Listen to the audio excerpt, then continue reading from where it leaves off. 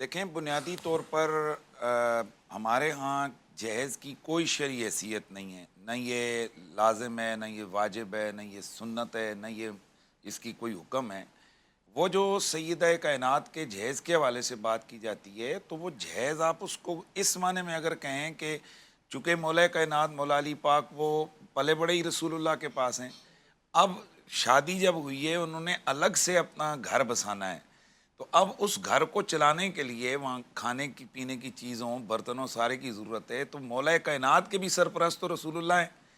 तो उस हवाले से उन्होंने अलग उस घर को चलाने के लिए कुछ सामान ज़िंदगी जो है ना वो दिया कि जिसमें ताकि उनकी खाने पीने के हवाले से बंदोबस्त हो सके, रहाइश के हवाले से हो सके।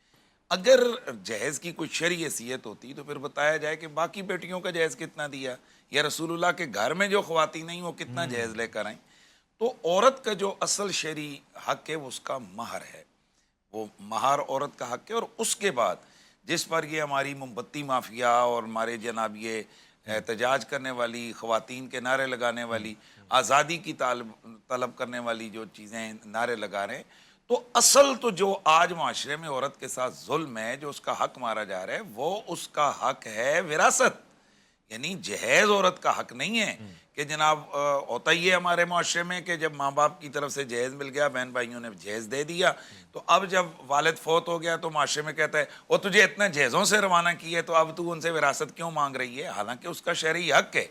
तो ये अगर तोहफ़ा ताइफ़ के तौर पर आप जितना कुछ देना चाहेंगे तो बिल्कुल दुरुस्त है, लेकिन शरअन कि भाई अपना वालिद अपनी बेटी को कोई जहेज़ दे के ही रुख़सत करे, इसकी कोई हैसियत नहीं। ठीक और है। ये जो तलब किया जाता है जी। कि जनाब इतना, ये तो मैं समझता हूँ बहुत बड़ी खबासत है।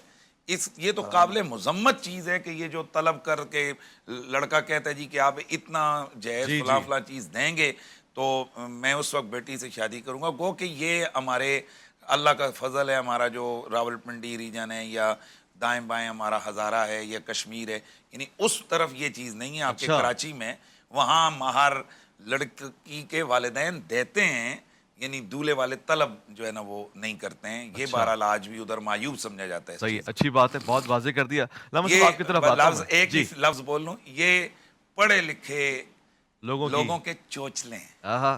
खूबसूरत।